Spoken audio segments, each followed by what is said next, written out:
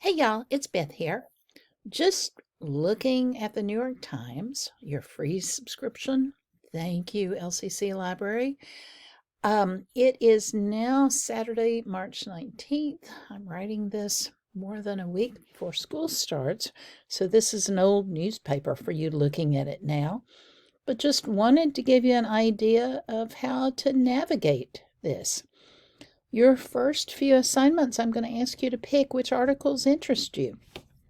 And here, this will stay the same no matter when you're looking at this. You can see whatever you're interested in. You might look at business, opinion. We're going to be looking at those in particular because those will be the argumentative, the subjective essays. But tech, science, health, sports, arts, books, style. Ooh, go for fashion. I think the weddings are in there too. Food, look for recipes. Travel. Magazine I always like because then you have the longer stories.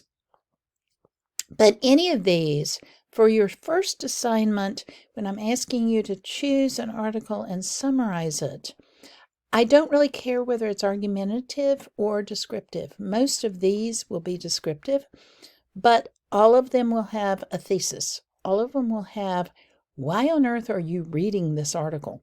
And I'll want you to look at that. But look to see what interests you and choose it, read it, have fun.